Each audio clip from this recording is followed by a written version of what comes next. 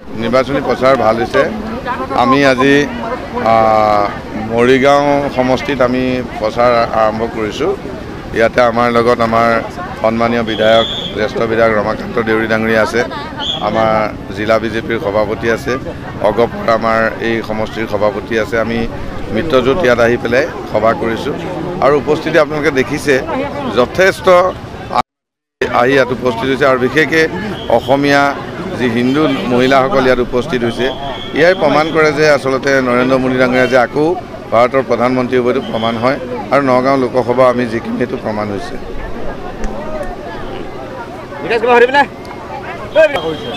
নাই মাইনৰিটি লোকসকলে আমাক ভোট দিব।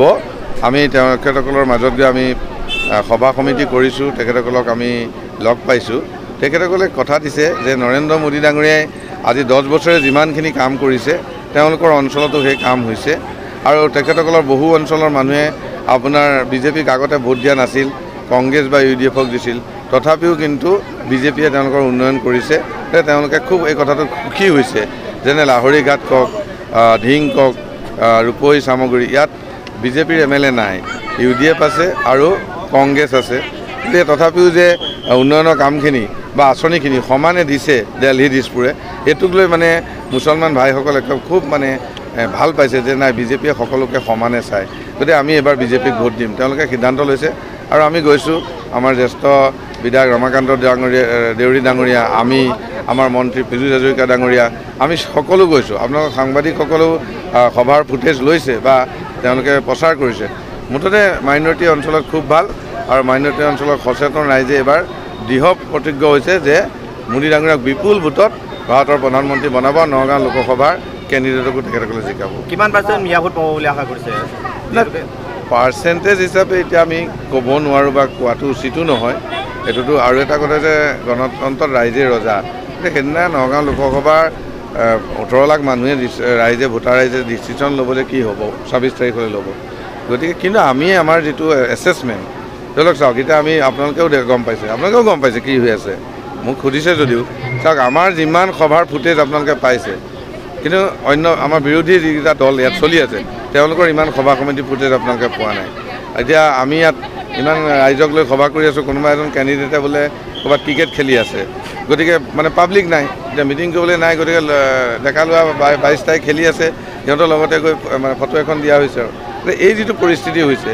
গতিকে আমি সেই সকলোবিলাক চাই চিতি আমি গম পাইছোঁ যে আমাৰ জয় নিশ্চিত। মানে শুনক, কংগ্ৰেছৰ নেতৃত্বৰ কিছু ভুলৰ কাৰণে এই ধৰণৰ কামবিলাক হৈছে।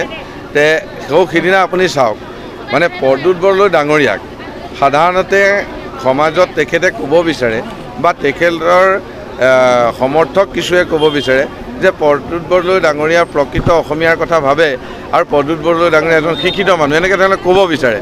কিন্তু প্ৰদ্যুৎ বৰদলৈ সিদিনা ইমান ডাঙৰ এটা কাম কৰিলে যিটো অসমীয়া মানুহে গ্ৰহণ কৰিব পৰা নাই, যে প্ৰদ্যুৎ বৰদলৈয়ে নিৰ্বাচন জিকিবৰ কাৰণে আমিনুল ইছলাম চৌধুৰী তাত গৈ, আমিনুল ডাঙৰীয়া তাত গৈ, UDFৰ কেণ্ডিডেটৰ ঘৰত গৈ তেখেতে ভোট বিচাৰিলে আৰু যিটো আপোনালোকৰ সাংবাদিকে গৈ এইটো ধৰা পেলালে আৰু এতিয়া নিউজ হৈছে যে অসমীয়া হিন্দু মানুহখিনি এতিয়া কৈছে যে প্ৰদ্যুৎ বৰদলৈৰ লগত আমি নাথাকোঁ, কাৰণ UDFৰ লগত লেটিপেটি কৰা মানুহ আমাক নালাগে, আমাৰ ঠিক আছে, আমি বিজেপিকে ভোট দিম, আমি বিজেপিৰ লগ খাম। নহয়, ইয়াত দুটা কথা আহিব, দুটা কথা হ'ব।